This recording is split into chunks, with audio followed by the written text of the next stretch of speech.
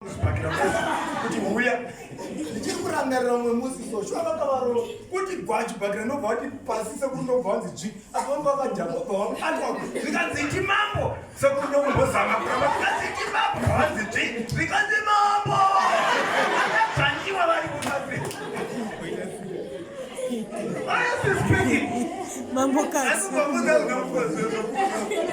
zvekukufadzana pandiri kudza reality ndogara ndimutaura mudzimai yangu kuti dai ndakanyora bhuku nguva iyoyo ndingadai ndakanyora bhuku rainakidza zvokuti vanhu vakariverenga so vanoti apa papa neimwe femili lavo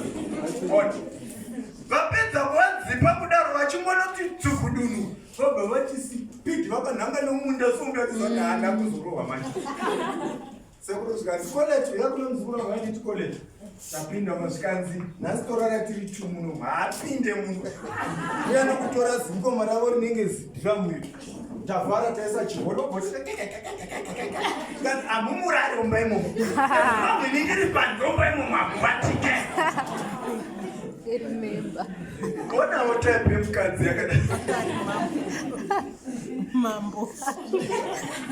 zvakazvinakidza manje sevamwe vaifamba nerekeni vakatanga vati vakadzoka vakati kokoko vakaona sekuru vati dobheu vobva vati futi spidi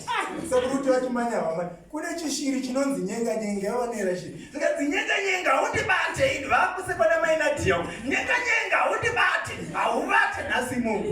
sekuru nongotora rekeni bva vati dombo murekeni kairegaswe mberi ndobvauya kokokokoko zouno kuti dobheu apamusazimai vamushiriwe yarova rei uri kuona dzimwe taipi dzevakadzi so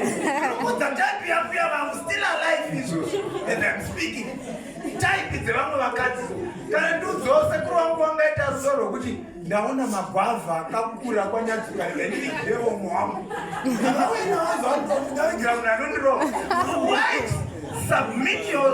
yourself to your husband and then your husband love your wife. Hallelujah, hallelujah. Can we all stand up?